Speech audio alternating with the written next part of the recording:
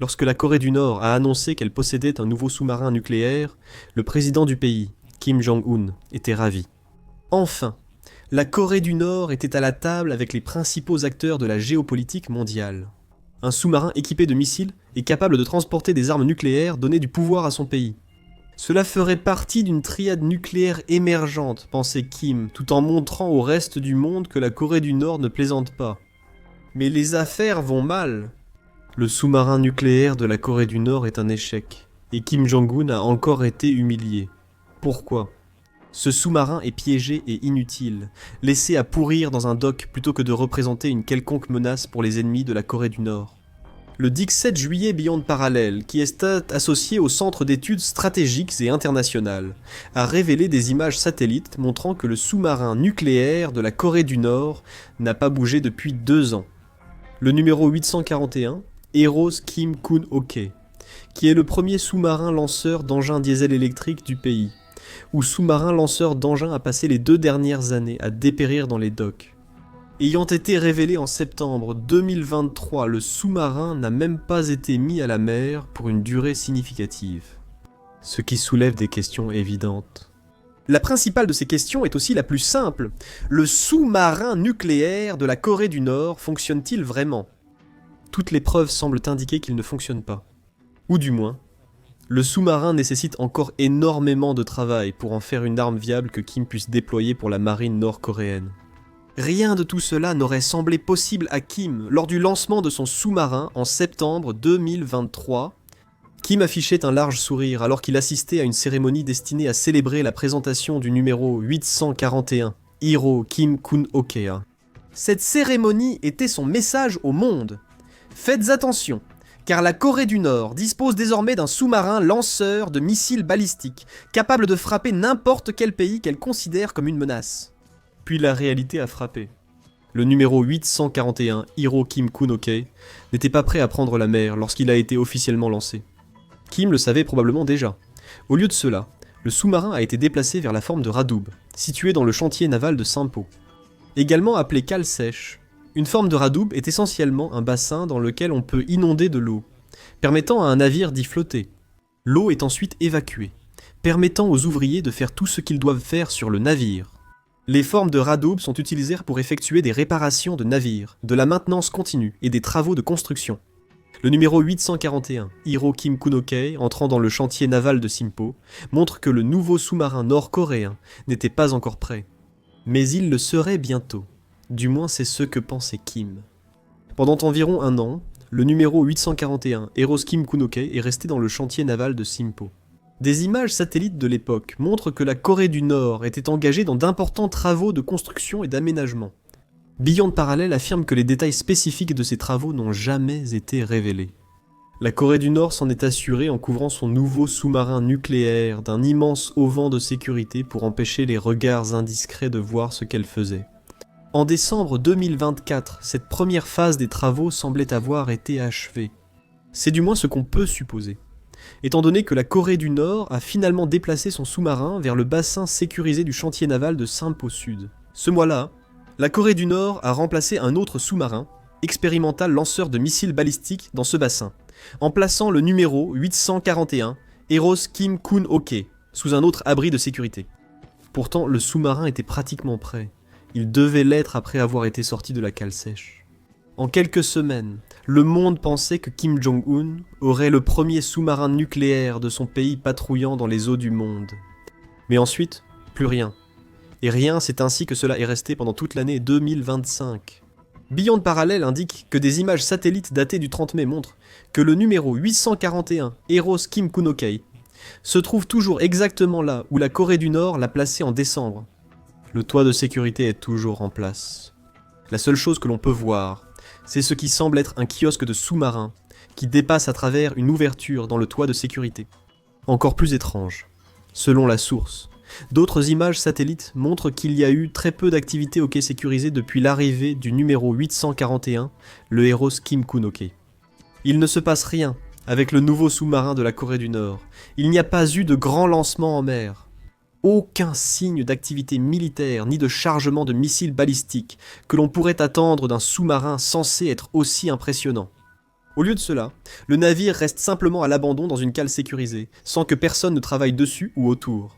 Vu de l'extérieur, il semble que la Corée du Nord ait abandonné son nouveau sous-marin révolutionnaire, le laissant pourrir pendant des mois, après l'avoir sorti de la cale sèche du chantier naval de Sinpo. Le seul signe d'activité est un objet non identifié qui se trouve sur le quai à côté du sous-marin nord-coréen. Comme le sous-marin lui-même, cet objet est resté là pendant un peu plus de 5 mois. Mais que se passe-t-il donc? C'est une question à laquelle il semble impossible de répondre. Le numéro 841, Eros Kim Kun-ok, est censé être l'un des atouts de dissuasion les plus importants de la Corée du Nord, selon United 24 Media, tout en représentant une menace d'attaque massive pour tout pays qui franchirait la ligne rouge avec la Corée du Nord. Au lieu de cela, il a passé presque 2 ans à dépérir dans les docks, et ne semble pas plus près d'être envoyé en mer qu'il ne l'était lorsqu'il a été dévoilé pour la première fois en septembre. Cela ne devait pas être le plan de la Corée du Nord. Après tout ce que l'on sait sur le numéro 841, Eros Kim Kun-ok, nous indique qu'il s'agit d'un navire censé être largement utilisé. L'initiative contre la menace nucléaire affirme qu'on pense que la Corée du Nord possède une flotte comprise entre 64 et 86 sous-marins. Il est impossible de déterminer le nombre exact, étant donné la nature secrète de la Corée du Nord. Parmi ces sous-marins, environ 40 appartiennent à la classe Sang-ho, qui est une flotte de sous-marins côtiers, représentant peu, voire aucune, menace pour le reste du monde. Au-delà de cela, la Corée du Nord possède environ 20 sous-marins de classe Roméo, qui sont des sous-marins conventionnels, ainsi qu'à peu près le même nombre de mini-sous-marins. Le numéro 841, Eros. Numéro 841. L'expert sud-coréen en sous-marin, Moon Kun-sik, estime que le nouveau sous-marin nord-coréen pèse entre 7000 et 7000 tonnes et sera capable de transporter jusqu'à 10 missiles. Plus précisément, Moon affirme qu'il s'agit de missiles guidés stratégiques capables d'emporter des ogives nucléaires. Ce serait absolument menaçant pour nous et pour les États-Unis, déclare Moon. Les États-Unis, dans ce cas, désignent la Corée du Sud. Le sous-marin figurait parmi une liste supposée de pièces d'équipement militaire sophistiquées que Kim avait établie en 2021. Son idée était de faire face à l'augmentation des menaces militaires menées par les États-Unis, rapporte Cable News Network avec d'autres éléments sur la liste de souhaits, notamment des armes hypersoniques, des satellites espions, des missiles à ogives multiples et des missiles balistiques intercontinentaux. Aucune de ces autres armes n'est encore entre les mains de la Corée du Nord. Elle effectue des tests sur toutes ces armes, mais n'a rien dévoilé d'autre que le sous-marin capable de transporter des armes nucléaires. Et ce sous-marin n'a pratiquement pas bougé depuis près de 2 ans. On dispose également de certaines informations sur la manière dont la Corée du Nord a pu se procurer les pièces et l'équipement nécessaires pour construire le numéro 841, le Eros Kim Kun-ok, en premier lieu. Rappelez-vous que la Corée du Nord est soumise à de lourdes sanctions et qu'elle lutte contre des niveaux massifs de pauvreté. On estime qu'environ 60% du pays vit bien en dessous du seuil de pauvreté, et que 45% des Nord-Coréens souffrent de malnutrition. C'est un pays qui n'a pas d'argent à consacrer à la modernisation militaire. Mais cela n'a aucune importance pour Kim. Il a financé son sous-marin avec de l'argent qu'il aurait pu consacrer à son propre peuple, montrant ainsi que le numéro 841, Eros Kim Kun-ok, est une priorité pour lui. La Russie a apporté son aide. Du moins, cela semble être la voie la plus probable que la Corée du Nord a empruntée pour développer son sous-marin nucléaire, selon Moon. Lui et d'autres analystes ont émis l'hypothèse qu'une assistance technologique russe aurait pu être fournie pour aider la Corée du Nord à construire le sous-marin, en échange des armes conventionnelles et des soldats que le pays a envoyés en Russie pour aider Poutine dans son invasion de l'Ukraine. Bien qu'il n'y ait aucune preuve confirmée d'un tel accord, Moon suggère également que les essais de sous-marins de la Corée du Nord ne se déroulent pas comme prévu. Il dit que le pays a effectué plusieurs essais de missiles balistiques lancés sous l'eau depuis 2016.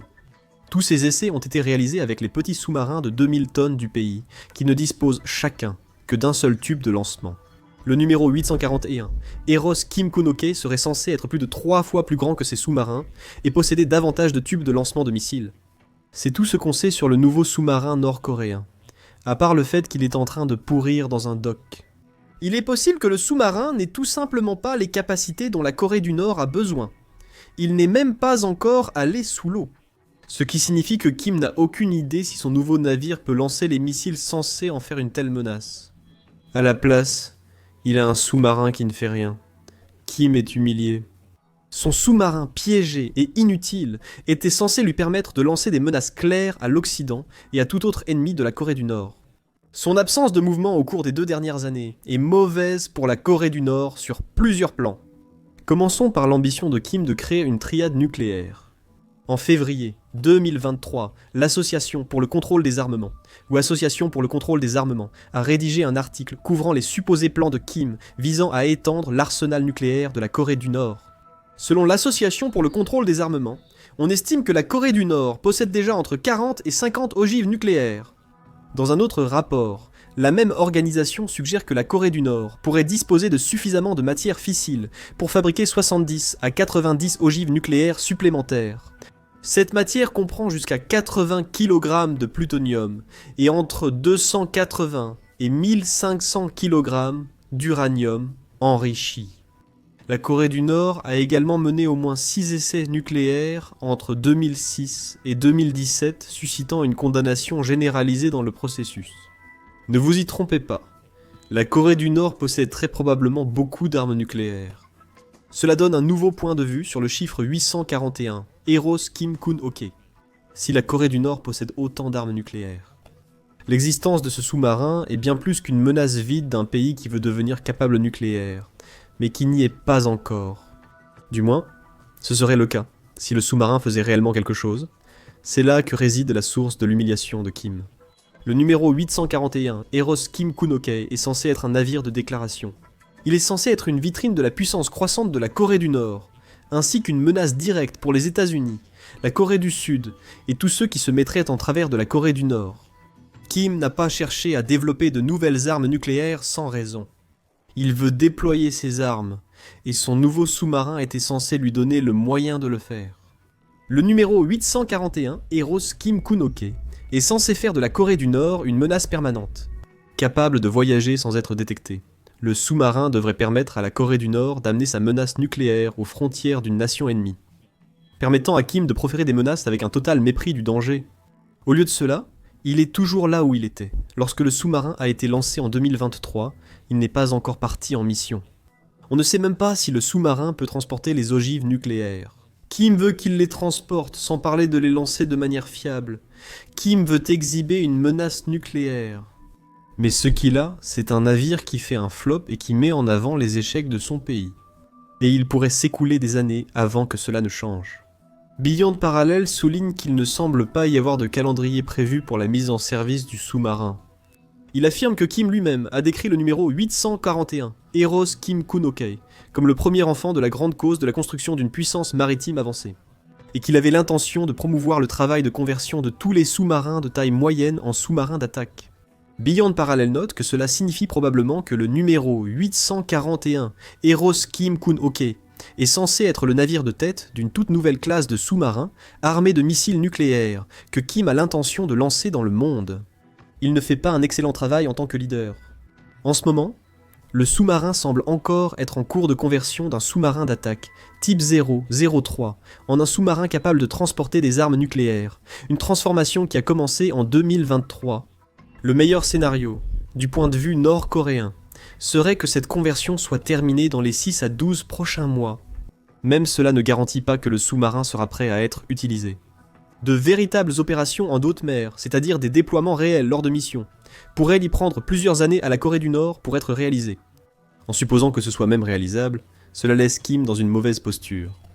Tout ce qu'il a à montrer, malgré toute son ambition, c'est un sous-marin à moitié converti, capable de transporter des armes nucléaires qui pourraient ne pas être opérationnelles avant plusieurs années. Oui, il pourrait effectuer un lancement de missiles en plongée d'ici la fin 2025 à des fins de propagande, selon Beyond Parallel.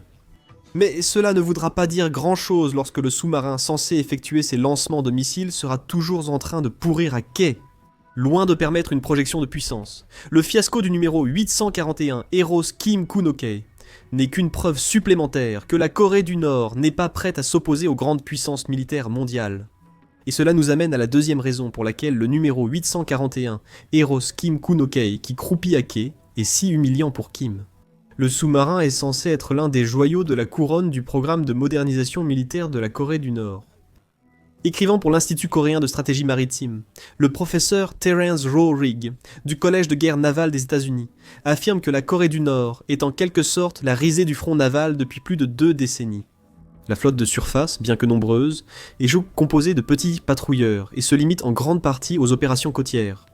La plupart de ces navires possèdent des systèmes d'armes et des capteurs obsolètes qui ne font pas le poids face aux marines de la République de Corée et des États-Unis. Rowe-Rigg dit que Kim a essayé de changer tout cela. Avant la présentation en 2023 du numéro 841, Eros Kim Kun-ok, la Corée du Nord, avait dévoilé le 824 Yongung en 2016. Le drone sous-marin Hale a également été présenté en mars 2023. Il est capable de transporter une ogive nucléaire. Le drone était censé représenter une nouvelle étape vers la modernisation de la marine nord-coréenne. Et il y a de nombreuses raisons pour lesquelles Kim souhaite atteindre cette modernisation. En mars 2024, le diplomate a expliqué que la Corée du Nord semble considérer le paysage militaire moderne comme une nouvelle guerre froide. Aux côtés de la Corée du Nord elle-même, la Chine et la Russie se trouvent d'un côté de cette guerre.